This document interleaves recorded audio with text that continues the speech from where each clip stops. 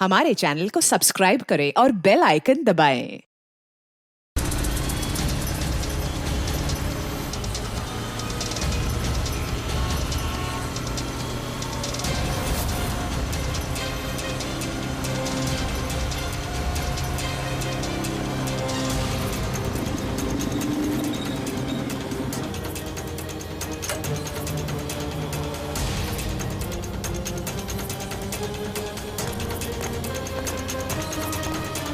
एक मिनट, ये parcel scan machine में डालो।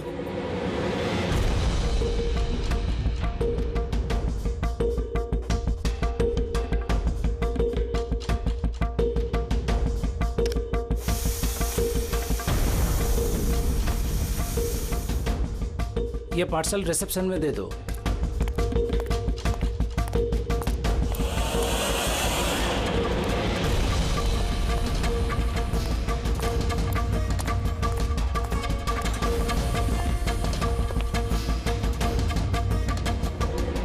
ये लीजिए। शामू, जी मैडम। ये पार्सल लो, जस्टिस राय के लिए आया है। वो ऊपर प्राइवेट लॉज में बैठे हैं, उनको दे दो। बाप रे, जस्टिस राय उनके पास कौन जाएगा? क्यों, क्या हुआ? अभी 10 बातें सुना देंगे। Check and met. राय, शतरंज खेलना भूल गए? ऐसी कोई बात नहीं है, मैं बस आज तगड़ा खेलने के मूड में नहीं हूं। और सुनो, तुम भी आज मुझे हराने की कोशिश नहीं करोगे, समझे? क्यों भाई, तुम्हारा जन्मदिन है इसलिए? बिल्कुल, बहुत अच्छा गेम खेला तुमने। एक और खेले? ठीक है।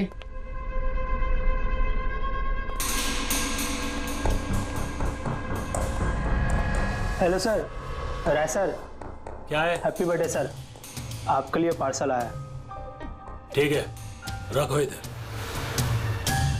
रखो इधर आओ। अब क्या हुआ सर? ये लो। Thank you sir, thank you very much sir. Happy birthday sir. कुछ चाहिए तो बोलिएगा सर। ठीक है। उसने सोचा भी नहीं होगा डांट की जगह टिप मिलेगी। ये सब लोग ना मुझे घूसट और खड़ूस समझते हैं, लेकिन मुझे इससे कोई दिक्कत नहीं है। इनफैक्ट मुझे मजा आता है। अरे ये सब छोड़ो, पैकेट खोलो ना, क्या है?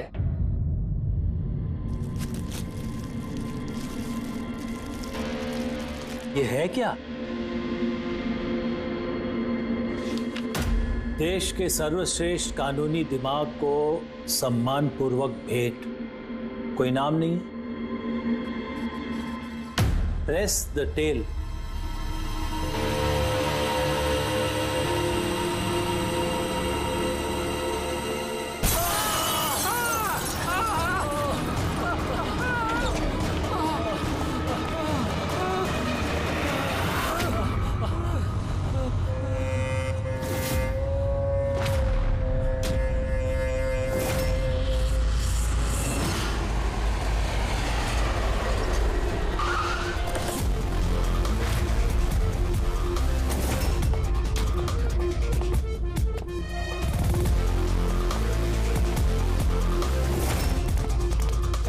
आपने कहा था बॉम्ब ब्लास्ट हुआ है?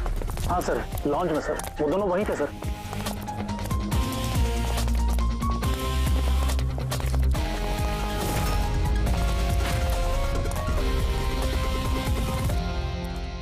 ये देखिए सर।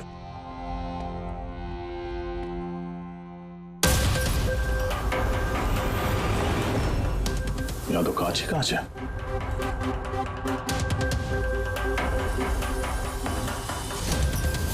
पूरे फेस पे कांच के टुकड़े हैं। जख्म बहुत गहरा नहीं दिख रहा है और खून भी ज्यादा निकला नहीं है, तो फिर उसकी मौत कैसे होगी? सर, शायद बक्से के अंदर कांच के टुकड़े रखे होंगे। हाँ सर, इसमें एक कांच का शोपीस था। स्कैन करते वक्त गार्ड ने देखा था। एक्चुअली सर, आज जस्टिस राय सर का बर्थडे था ना, इसलिए ये बॉक्स किसी ने भेजा था। लेकिन सर, ये बॉक्स तो मेटल डिटेक्टर स्कैनर सबसे क्लियर होके आया था, फिर पता नहीं क्यों ये सब हो गया। सर, हमारे ज्यादातर क्लाइंट्स हाई प्रोफाइल जजेस और लॉयर्स हैं, और उनमें से ज्यादातर ऐसे हैं जिनकी जान को खतरा है, इसलिए हम उनकी सिक्योरिटी और प्राइवेसी का पूरा ख्याल रखते हैं सर। तो आज क्या हुआ? हाँ? सर, प्रेस द टेल, क्या है ये? जो कुछ इस बॉक्स में होगा शायद उससे रिलेटेड है। ये पार्सल तो जस्टिस राय के लिए था। ये जस्टिस लाल बिना वजह मारे गए। शॉपथन, अब ये ऑनलाइन शॉपिंग की गई है। चारों तरफ कांच बिखरे हैं। इन लोगों का कहना था कि धमाका हुआ है, पर अगर पैकेट के अंदर कांच था तो धमाका हुआ कैसे? और अगर यहाँ पे बॉम्ब ब्लास्ट हुआ था तो फिर मेटल या प्लास्टिक के टुकड़े या फिर बारूद कुछ तो होना चाहिए ना। ऐसा कुछ भी नहीं है यहाँ पे। एक काम करो, ये बॉडी और ये कार्ड इसको फॉरेंसिक लैब में भेज दो। और पूर्वी, ये जस्टिस राय का मोबाइल फोन चेक करो। मेटल डिटेक्टर वहाँ, स्कैनर वगैरह तो सब है। अगर पार्सल में बॉम्ब था तो डिटेक्ट कैसे नहीं होगा? सर पार्सल में ऐसा कुछ था ही नहीं साहब, मैंने ध्यान से देखा था। और स्कैनर मशीन में साहब सिर्फ कांच का सामान ही दिख रहा था। अच्छा, इस स्कैनर की फुटेज स्टोर तो होती होगी? हाँ सर, फुटेज 24 घंटे तक सेव रहती है और उसके बाद अपने आप डिलीट हो जाती है। ओके, वो फुटेज देख सकते हैं हम लोग?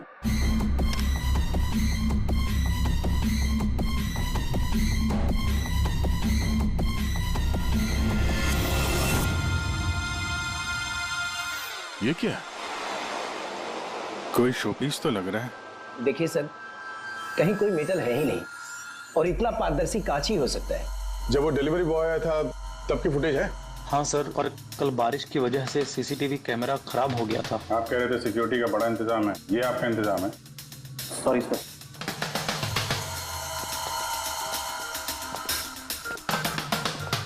अब दे के हमारे पास यही एक सुराग बचा है, वो कुरियर आईडी, बस। चलो, एक छोटा सुराग तो हाथ लगा। बाकी फॉरेंसिक लैब में साड़ों के साथ भी कुछ ना कुछ जरूर ढूंढ निकालेंगे।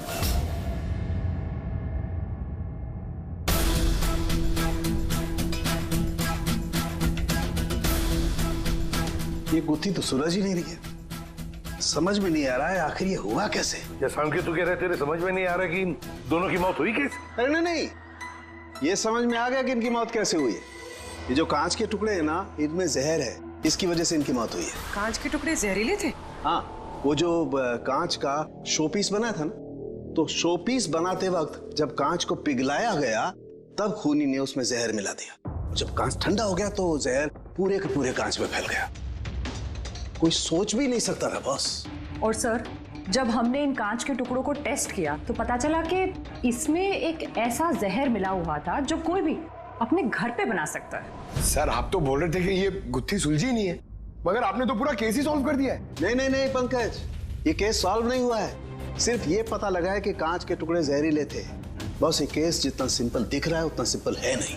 लेकिन सर, इसमें इतना कंफ्यूजन क्या है?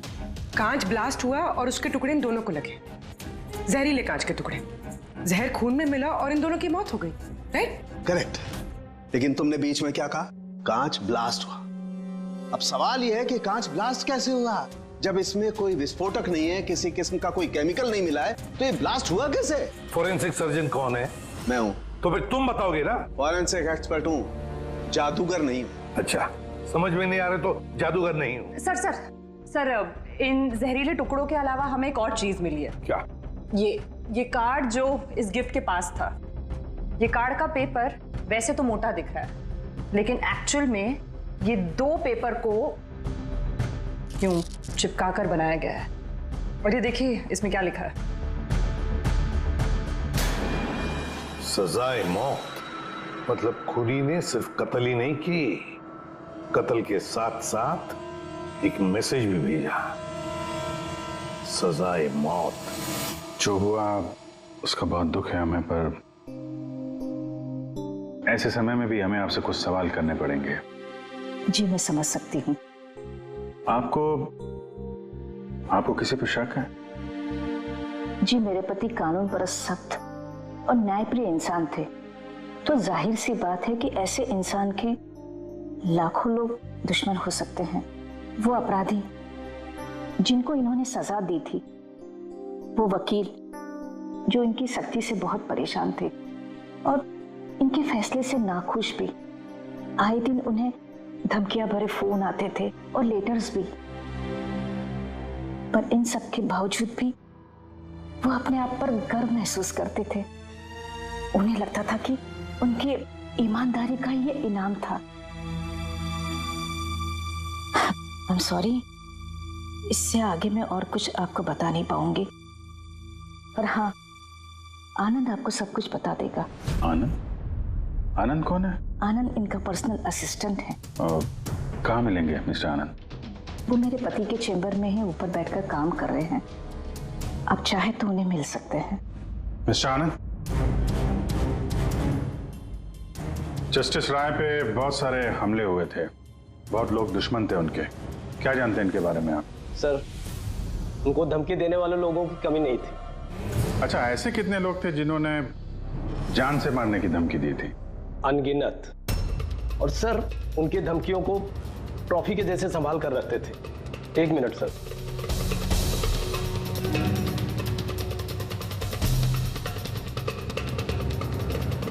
ये रही उनकी ट्रॉफीज। ये सचमुच ज्यादा है। लोग उन्हें बहुत सख्त समझते थे, लेकिन सच पूछो तो सर बड़े ईमानदार और न्यायप्रिय थे। यहाँ तक वकील भी उनसे डरते थे और अपराधी उनके नाम से कांपते थे। धमकी भरे खत तो ठीक है, लेकिन ये पत्थर और स्याही क्यों? कई साल पहले किसी ने खिड़की से पत्थर फेंका था, तो सर ने पत्थर भी रख लिया था। और ये स्याही की बॉटल? अरे सर, ये तो कुछ ही महीने पहले की बात है।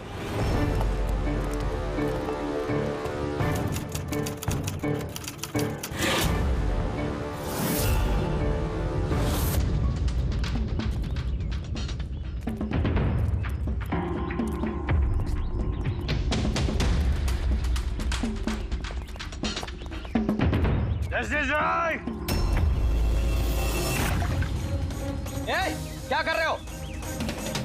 तुम्हारी इसी स्याही ने मेरी जिंदगी बर्बाद की थी, याद है ना? अभी चाहकर भी भूल नहीं पाओगे मुझे, नहीं भूल पाओगे तुम। रुको, आनंद जाके बॉटल लाओ। ठीक है सर। ओके।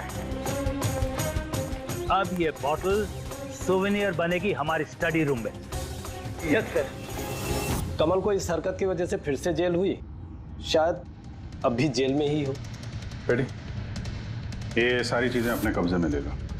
और मिस्टर आनंद, जज साहब को जिन जिन लोगों ने धमकी दी है, सबकी डिटेल चाहिए हमें, सबकी लिस्ट चाहिए। यार वीरेन, प्लीज यार, एक बार फिर से पता करो यार, शायद कुछ पता चल जाए।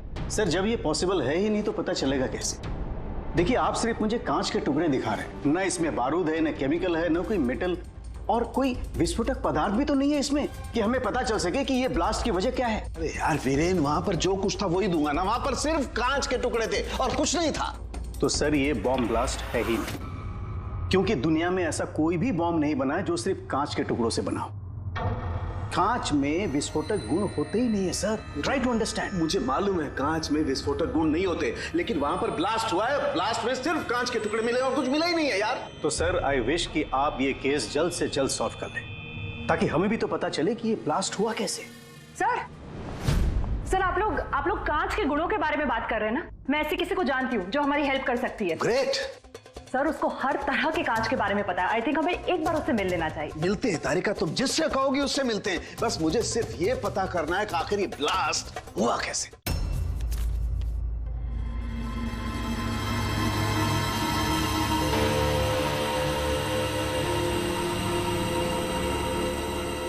हाँ भाई, कहाँ तक पहुँचा? सर बस 2 मिनट हो जाएगा, 2 मिनट। ओके, देखें पूर्वी को क्या मिला। फोन से कुछ पता चला राय साहब के? हाँ सर, कुछ अजीब से मैसेजेस मिले हैं जस्टिस राय और जस्टिस लाल के बीच। अजीब मैसेज? कैसे हैं? ये देखिए सर, ये मैसेजेस हैं या शायद कोई कोड्स हैं जो नंबर्स और लेटर्स को मिला के बनाए गए हैं। ये देखिए सर, ये मैसेजेस जस्टिस राय ने जस्टिस लाल को 2 बार भेजे, एक बार 3 महीने पहले और दूसरी बार सिर्फ 1 महीने पहले। अब या तो ये इन दोनों दोस्तों के बीच का कोई सीक्रेट कोड है, या तो फिर कोई ऐसी खास बात है जो जस्टिस राय जस्टिस लाल को बताना चाहते हैं। एक काम करो, ट्राई करो डिकोड करने के लिए, देखो कुछ पता चलता है क्या। हाँ, ये लिस्ट पूरी हुई? हाँ सर, जस्टिस राय के पीए आनंद ने जो हमें धमकियों के बारे में बताया था सर, उस हिसाब से हमने ये 3 सस्पेक्ट की लिस्ट बनाई है। 3 भागों में क्यों, क्या है? अब यहाँ पे जितने लोग हैं इनमें से सभी लोगों ने कभी ना कभी जस्टिस राय को धमकी दी है और इनमें से ज्यादातर लोग जेल में भी है। लेकिन ये वनेश, ये एक मर्डर के केस में अंदर गया है और बाद में इसकी दिमागी हालत ठीक नहीं है, इसलिए इसे रिहा कर दिया गया। और ये कमल जी, इन्होंने जस्टिस राय पे स्याही फेंकी और इस जुर्म में इन्हें अंदर कर दिया गया। फिलहाल ये कहां पर है उसकी कोई जानकारी नहीं है। सर ये दूसरी लिस्ट जो है इसमें से ये 3 लोगों को सजाए मौत दी हुई है सर जस्टिस ने, और ये अभी भी जेल में अपनी सजा काट रहे हैं। 3, ये चौथा, ये कौन है? सर ये है किशोर जी, इनके बेटे को जस्टिस ने 3 साल की सजा दी थी सर, और न्यूज में एक आर्टिकल आई थी कि ये सजा ज्यादा देने की जरूरत नहीं थी और इस वजह से वो शायद डिप्रेशन में होगा और उसने अपनी आत्महत्या कर ली सर। तो इस किशोर के पास अच्छी खासी वजह है बदला लेने की। और ये है धवन, ये एक वकील है पेशे से, और अजीब बात यह है कि पिछले साल इसने जस्टिस राय के कोर्ट में बहुत सारे केसेस लड़े पर वो एक भी जीत नहीं पाया, सारे हार गए। तो कहीं ये हारा हुआ वकील बदला लेने के चक्कर में राय साहब को, हाँ ये भी हो सकता है कि ये कोई काबिल वकील ही ना हो। तो अब कुल मिला के हमारे पास बचते हैं 4 सस्पेक्ट, एक ये कमल, वनेश, किशोर और धवन। सर गिफ्ट भेजने वाले का पता चल गया। वो गिफ्ट कमल ने भेजी थी और शॉपेथॉन वालों ने कुरियर की आईडी से पता किया है। तो उनके पास उसका एड्रेस तो होगा ना? नहीं सर, एड्रेस का तो पता नहीं चला। कोई बात नहीं, कमल जिस जेल में था वहां से पता चल जाएगा, वहां चलते हैं। सॉरी ऑफिसर, लेकिन हमें उसे 1 महीना पहले ही छोड़ना पड़ा। जज पे हमला किया था, इतनी जल्दी छूट गया? 1 मिनट, आपने कहा कि उसे छोड़ना पड़ा, लेकिन क्यों? उसकी तबीयत की वजह से, क्योंकि सालों से उसको नशे की लत थी। 7 साल पहले वो एक केस में पकड़ा गया था, वहां उसने पीना छोड़ दिया, लेकिन जेल से छूटने के बाद फिर उसने पीना शुरू कर दिया, इसलिए उसका पूरा लीवर खराब हो चुका था। ये भी तो हो सकता है कि उसने लीवर खराब होने का बहाना किया हो। नहीं नहीं सर, हमने डॉक्टर से कंफर्म करके उसे छोड़ा था। अच्छा, उसका एड्रेस तो होगा ना आपके पास, वो दे दीजिए। एड्रेस तो है, लेकिन मुझे लगता है वो वहां नहीं मिलेगा, वो हॉस्पिटल में ही मिलेगा, क्योंकि उसे जल्द से जल्द लीवर ट्रांसप्लांट करने की जरूरत थी। लेकिन जहां तक मुझे पता है कि शराब के आदी लोगों को लीवर ट्रांसप्लांट की इजाजत नहीं मिलती है। मिलती है, अगर शराबी कम से कम 6 महीने तक शराब ना पिए तो, और यहाँ जेल में तो मिलने से रही, इस बिना पे हमने उसको permission they the. Okay sir, thank you. अगर ऐसा है तो अपनी जान बचाने के लिए इसने कहीं ना कहीं किसी हॉस्पिटल में रजिस्ट्रेशन तो करवाया ही होगा। एग्जैक्टली। और ये कोई छोटा मोटा इलाज तो है नहीं जो कहीं भी हो जाए। शहर में गिने चुने हॉस्पिटल है जहाँ पे ट्रांसप्लांट हो सकता है, वहीं ढूंढते हैं इस कमल को। अरे तारिका, ये तुम कहाँ ले आए भाई मुझे? मैंने तो सोचा तुम किसी ग्लास फैक्ट्री में लेके जाओगी। बट एनीवे, ये जो कुछ भी है ना, है बड़ा खूबसूरत। शुक्रिया। आप sir, she is my friend Vivian. ये ब्यूटीफुल आर्ट गैलरी इसी की है। ये ऐसे खूबसूरत आर्ट पीसेस बनाती रहती हैं, और कांच के भी। And Vivian, he is doctor Salunkhe. Hello. अच्छा यार, वी नीड योर हेल्प। हमें कांच और कांच की चीजों के बारे में इंफॉर्मेशन चाहिए, एक मर्डर मिस्ट्री सॉल्व करने के लिए। श्योर। अच्छा विवियन, ये सारी चीजें आप ही ने बनाई हैं? जी। ऑब्वियसली आप ही ने बनाई होंगी, लेकिन कैसे? बहुत आसान है। वैसे तो ज्यादातर चीजें कांच को पिघलाकर बनी है। प्रोपेन टॉर्च से कांच पिघलाया जाता है और उसी पिघलाए हुए कांच को मनचाहा आकार दे दिया जाता है। अच्छा हाँ, ये एक एक्सरे इमेज है कांच के शोपीस का, लेकिन सरप्राइजिंग बात यह है कि ये पूरा ब्लास्ट हो गया। Do you think it's possible? इसका आकार तो बूंद जैसा है, लेकिन समझ में नहीं आ रहा कि ये है क्या। विवियन, एक बार जरा फिर से देखो गौर से, शायद कुछ ऐसी चीज हो जो तुमने अभी तक देखी नहीं। 1 मिनट, इसकी नोक देख रहे हैं आप लोग? ये जानबूझकर बनाई हुई तो नहीं लगती। I mean, जिसने भी इसे बनाया है उसने कांच को पिघलाकर बहुत जल्दी उसे ठंडा कर दिया है, बिल्कुल तुरंत, जिससे कि ये कांच का आकार न केवल बूंद के जैसा रह गया है, बल्कि इसकी नोक पतली, लंबी और नाजुक हो गई है। Thank you so much for your help. कांच को पिघला करके ठंडा कर दिया गया, तुरंत तुरंत, जैसे वो बूंद बनी। My God. तारिका, हमें लैब में चलना है तुरंत, फौरन। और हाँ, वो विवियन, हमें आपकी वो प्रोपेन टॉर्च चाहिएगी प्लीज। किशोर, धवन, भुवनेश, अब तीनों को जस्टिस राय के खून के सिलसिले में यहां बुलाया गया है। मर गया? बड़ा भगवान बनता था, लोगों के जिंदगियों का फैसला करता था। चलो अच्छा है अब मर गया। सर, इसे देख के तो लगता है कि ये दिमागी हालत से ठीक नहीं है। हो सकता है नाटक कर रहा हूं। असाइलम की अटेंडेंस स्लिप है इसकी।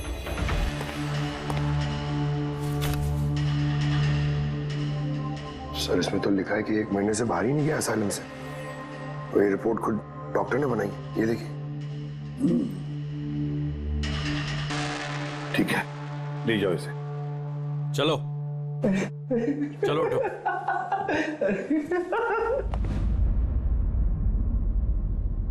खुश तो आप भी होंगे ना जस्टिस राय की मौत से? देखिए, मैं मानता हूं कि मेरे बेटे ने गलती की थी, गलत संगत में पड़ गया था वो, लेकिन न तो उसका गुनाह इतना बड़ा था और न ही उसकी उम्र कि उसे माफ न किया जा सके। और फिर अगर सजा देनी ही थी तो कम सजा दी जा सकती थी उसे, लेकिन जस्टिस राय ने ऐसा कुछ नहीं किया, जिसकी वजह से आपके बेटे ने आत्महत्या कर ली। जी। और आप जस्टिस राय को उसका जिम्मेदार मानते हैं? बिल्कुल मानता हूं, और मैं खुद को भी जिम्मेदार मानता हूं। शायद मेरी अपनी परवरिश में कोई कमी रह गई थी। और धवन जी, आपने पिछले साल में जस्टिस राय के कोर्ट में 17 केसेस लड़े हैं और आप 17 के 17 केसेस हार गए। आपको भी गुस्सा आया होगा, इसलिए आपने तो इस वजह से मैंने उनका खून कर दिया, ऐसा सोच रहे हैं आप? इससे बचकानी सोच कोई हो ही नहीं सकती। इस वजह से कोई किसी का खून करता है क्या? इस जजमेंट की वजह से आपके क्लाइंट्स आपको छोड़कर चले गए, वकील के तौर पर आपकी बदनामी हुई। जस्टिस राय ने ना सिर्फ आपके खिलाफ जजमेंट दी, बल्कि आपके प्रैक्टिस के खिलाफ, आपकी वकालत के खिलाफ जजमेंट दी। सर, मैं मानता हूं आपने जो कुछ भी कहा सच है, लेकिन इससे यह कतई साबित नहीं होता कि मैंने उनका खून कर दिया है। धवन जी, साबित नहीं हुआ तो क्या हुआ? हो तो सकता है ना। देखिए सर, मेरी इतने सालों की प्रैक्टिस है, इस पेशे में कोई नया नहीं हूं मैं। सर, मैंने इतने सालों तक मेहनत करके बहुत नाम कमाया है, लोग जानते हैं मुझे। और सर, जिस वक्त जस्टिस राय का खून हुआ, उस वक्त मैं कहां था, क्या कर रहा था, किसके साथ था, इन सब बातों का ब्यौरा दे सकता हूं मैं, वो भी गवाहों और सबूतों के साथ। एक बात मत भूलिए धवन जी, खून एक पार्सल की वजह से हुआ है, और जिस वक्त खून हुआ उस वक्त खूनी वहां पर मौजूद नहीं था, समझे आप? इसलिए आपके गवाह और आपके सारे सबूत हमारे लिए कोई मायने नहीं रखते। आप सिर्फ भूलिएगा मत कि जब तक ये केस सॉल्व नहीं होता, आप हमारे शक के दायरे में हैं।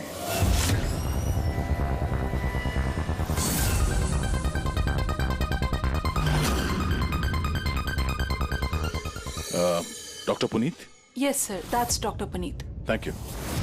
डॉक्टर पुनीत, हम लोग सीआईडी से हैं, आपसे फोन पे बात हुई थी कमल के बारे में। जी हाँ, मुझे याद है। दरअसल कमल हमारे लिवर ट्रांसप्लांट की लिस्ट में है और हम उसके लिए सही डोनर का इंतजार कर रहे हैं। और एक बात अच्छी है कि उसने शराब पूरी तरह से छोड़ दी है, वरना हम ये ऑपरेशन नहीं कर पाते। तो आपके पास इस कमल का एड्रेस तो होगा? जी, एड्रेस तो नहीं है। तो डॉक्टर साहब, उसको अगर डोनर मिल गया तो आप उसे कांटेक्ट कैसे करेंगे? सिंपल है, हम डोनर्स और जरूरतमंद पेशेंट की लिस्ट हमारी वेबसाइट पर अपलोड कर देते हैं और सभी पेशेंट्स अपने डोनर्स की सही लिस्ट वहां पे देखते हैं और हमें कांटेक्ट करते हैं। अगर कमल अपना नाम लिस्ट में देख लेता है तो यकीनन वो यहाँ आ जाएगा। ये तो बहुत अच्छी खबर है। डॉक्टर साहब, आपको हमारा एक काम करना होगा। पिघले हुए गरम गरम कांच को तुरंत ठंडा करना है, तुरंत। और पानी से ज्यादा अच्छा ये काम और कौन कर सकता है?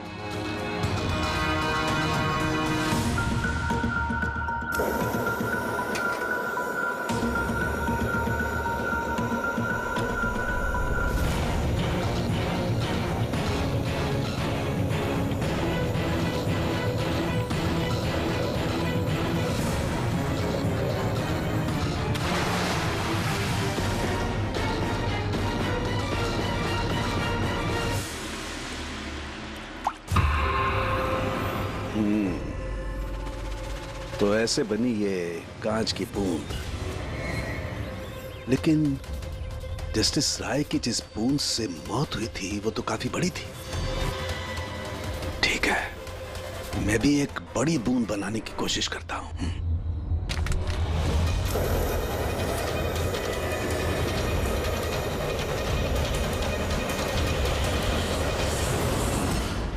ये कोड्स आखिर है क्या? कुछ पता ही नहीं चला। My God!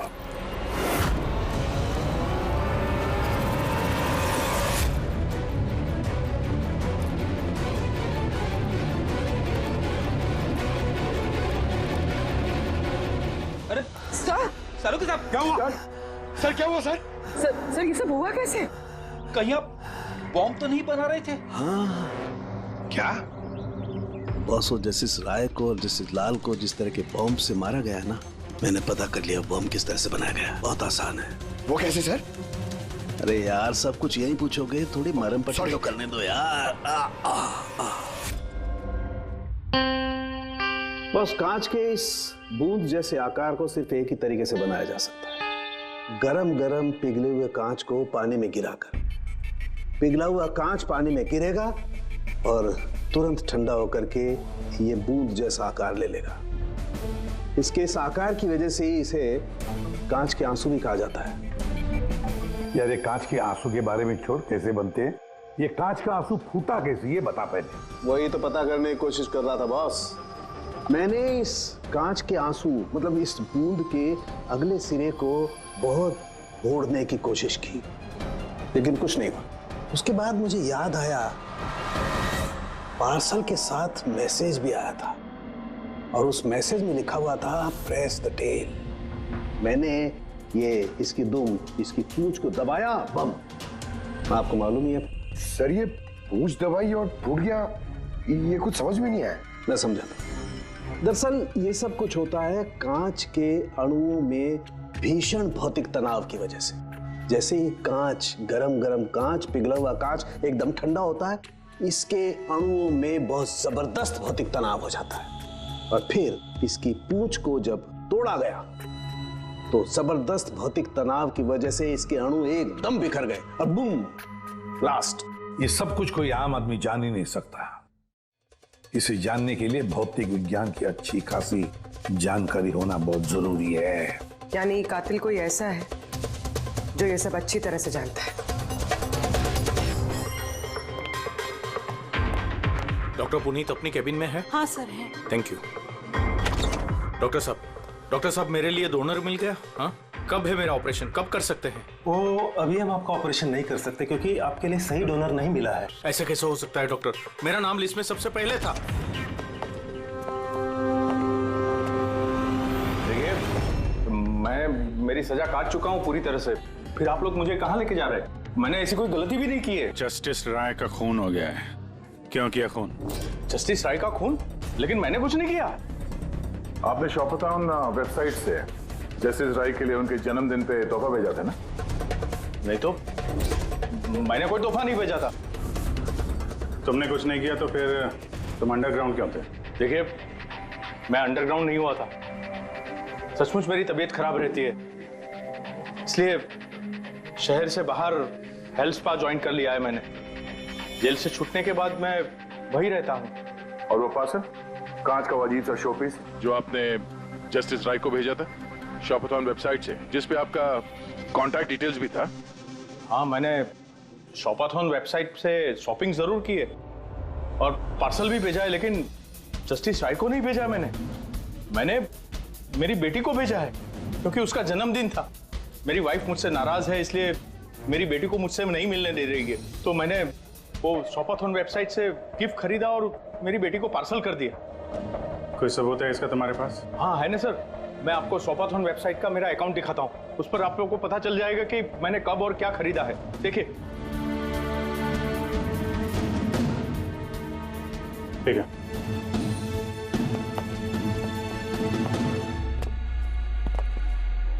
ये आदमी तो वाकई सच बोल रहा है। इसने तो वो गिफ्ट अपने बेटी के लिए खरीदा था, और वो भी जस्टिस राय की मौत के 2 हफ्ते पहले।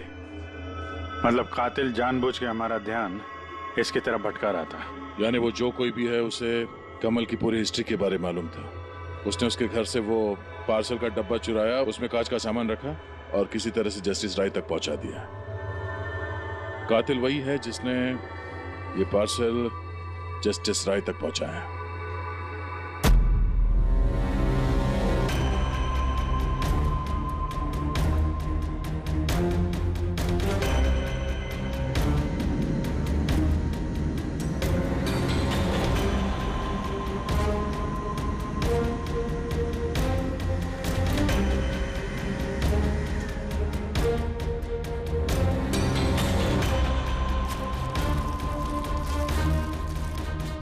बॉस, हाँ, 1 मिनट जरा। तो से देखो, इस एड्रेस के नीचे की तरफ एक और एड्रेस, और ये दोनों पते अलग अलग हैं। डैम इट, एक सुराग मिला था वो भी गलत निकला। मतलब कमल बेकसूर है। बस मैं इस कागज को लैब में ले जाकर के अच्छी तरह से चेक कर लेता हूँ। ठीक है सब सब मिल गया। एक सबूत गया तो दूसरा मिल गया, कोड डिकोड हो गया। कोड में क्या है? सर वो कोई कोड्स नहीं है, सिंपल मैसेजेस है। उन दोनों डेट्स पे जब जस्टिस राय ने जस्टिस लाल को मैसेजेस भेजे थे, उन दोनों डेट्स पे 2 बातें कॉमन थी। कौन सी बात? सर पहली बात, उन दोनों डेट्स पे दोनों जजेस में से एक शहर से बाहर था, और दूसरी बात, उन दोनों डेट्स पे संडे था। और जिस दिन कत्ल हुआ है उस दिन भी संडे था। Exactly sir. और मारे जाने से पहले वो दोनों शतरंज खेल रहे थे। यस। जो मैसेजेस जस्टिस राय ने जस्टिस लाल को भेजे हैं वो कोई कोड्स नहीं, शतरंज की चालें थी।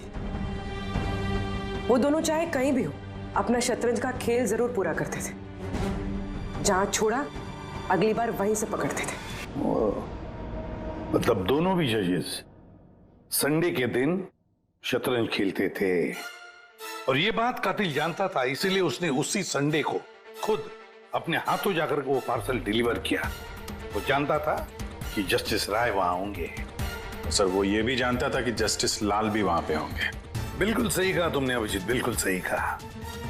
हम तो ये सोचकर चल रहे थे कि कातिल ने जस्टिस राय पर हमला किया, पर उस एक्सप्लोजन में जस्टिस लाल की जान बेवजह चली गई। हालांकि असली बात तो ये है, कातिल चाहता था कि जस्टिस राय के साथ साथ जस्टिस लाल को भी खत्म कर डाले। किशोर, जतिन, भुवनेश, इन तीनों की कुंडली निकालो, देखे तो सही कि इनमें से किसी के पास कोई वजह थी इन दोनों जजेस को मारने की। और फिर धवन, पता लगाओ उसके सारे के सारे केसेस उसने जस्टिस लाल के कोर्ट में लड़े थे, वो क्या है और किसके हैं। सर, हाँ सर, धवन के बारे में पता करके आ रहा हूं। जस्टिस लाल के कोर्ट में सर वो 100 में से 75 केसेस आ रहा था। सर, हाँ सर, जतिन के जेल रिकॉर्ड्स मिल गए। उसके वकील ने डिप्रेशन के बिना पे जतिन को छोड़ने की अपील की थी, और उसकी अपील ठुकरा दी गई थी। जज कोई और नहीं, जस्टिस लाल ही थे। तो जतिन के पिता किशोर के पास अच्छी खासी वजह है कत्ल करने की, पर इतना पेचीदा प्लान वो बना पाएगा? वही तो सर, किशोर एक स्कूल टीचर है, उसे कैसे पता होगा कि कांच के आंसू से किसी की जान जा सकती है? ये तो इस बात पर निर्भर है कि किशोर मास्टर जी स्कूल में कौन सा विषय पढ़ाता है। पता लगाओ ये कौन सा सब्जेक्ट पढ़ाता है स्कूल में। रही बात धवन की, उसके पास तो एलिबाई है, तो बस इन दोनों के एलिबाई फिर से चेक करो अच्छी तरह से। बच्चों, आज मैं तुम्हें एक नया एक्सपेरिमेंट सिखाऊंगा। जानते हो किसका? कलर्स का एक्सपेरिमेंट। रेडी? ये देखो, दूध है। अब मैं इसमें डिफरेंट कलर्स के एक एक ड्रॉप डालूंगा।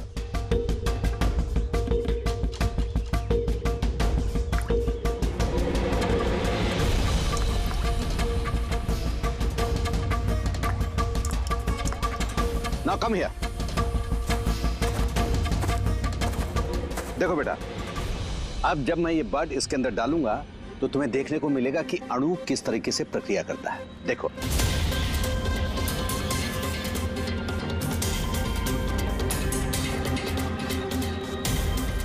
देखा? इसे कहते हैं विज्ञान का जादू। कमाल है। नहीं, मैं आपके प्रयोग की बात नहीं कर रहा हूं, आपके बारे में बात कर रहा हूं। आपने कभी बताया नहीं कि आप विज्ञान पढ़ाते हैं? आप लोग यहाँ? मैं तो बस वो प्राथमिक विज्ञान पढ़ाता हूँ। आपने बच्चों को वो कांच के आंसू वाला प्रयोग दिखाया नहीं? कैसे पूछ दबाते ही ब्लास्ट हो जाता है। हाँ? आप क्या बात कर रहे हैं? मुझे नहीं पता। आपको सब पता है। अब जरा इन बच्चों को जाने के लिए कहिए। बच्चों, आज के लिए छुट्टी, बाकी की पढ़ाई कर जाओ तुम लोग। सर को पहचानते हैं आप?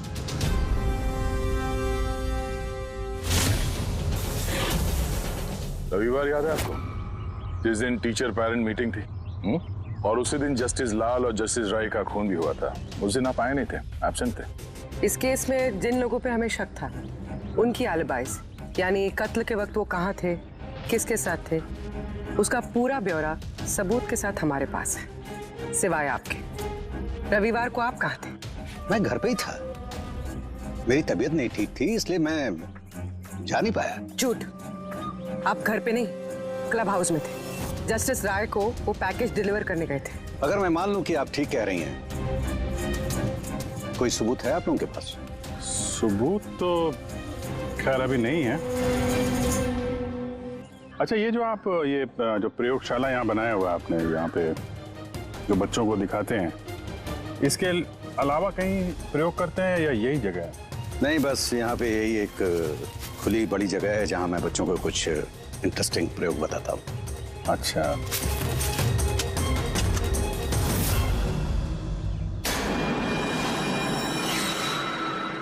सर, आप अंकल?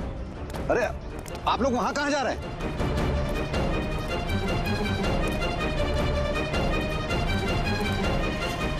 अरे, ये क्या कर रहे हैं आप? प्रोफेसर साहब, आपको सबूत चाहिए था ना, वही ढूंढ रहे हैं। सर, पहचान रहे हैं ना इसे आप? ये तो एक टुकड़ा है। ऐसे बहुत सारे टुकड़े यहाँ मिलेंगे अगर यहाँ पे आसपास खोदा गया तो। क्या आपको भी पता है?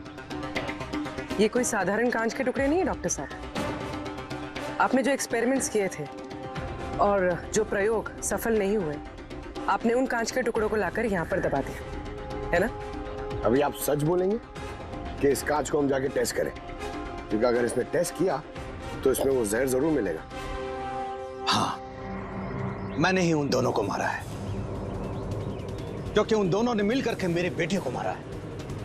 मैंने उसी वक्त ठान लिया था कि इन दोनों से अपने बेटे की मौत का बदला लूंगा मैं।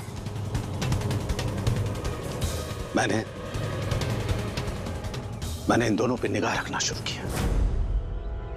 एक दिन बच्चों के लिए इंटरनेट पे कुछ अनोखे प्रयोग ढूंढ रहा था मैं, तभी मुझे ये कांच के आंसू का प्रयोग मिला। मैंने सोच लिया कि अपने बेटे को इंसाफ दिलाने का यही एक तरीका है। मुझे पता था कि कमल जस्टिस राय पे स्याही फेंक चुका है और अभी अभी जेल से छूटा है। मुझे उसकी बेटी के बारे में भी पता था। मैं जानता था कि वो उसे बर्थडे गिफ्ट जरूर भेजेगा। अरे भाई साहब, ये भी लेना।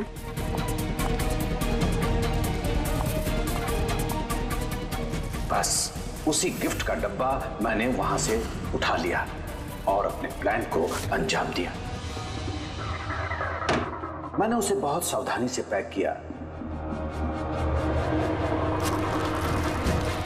और फिर डब्बे पे पुराने एड्रेस के ऊपर नया एड्रेस लगाया। फिर मैंने उन दोनों की मौत का सामान वहां पहुंचा दिया। मुझे जो करना था मैंने कर दिया। मैंने उन दोनों से अपने बेटे की मौत का बदला ले लिया, उसे इंसाफ दिला दिया।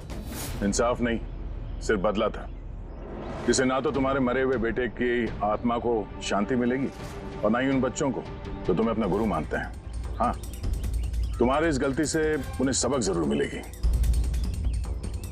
अपनी बची हुई जिंदगी जेल में काटते हुए शायद आप भी अपना सबक सीख ही लेंगे। For more updates, subscribe to our channel, click the show links and enjoy watching the videos.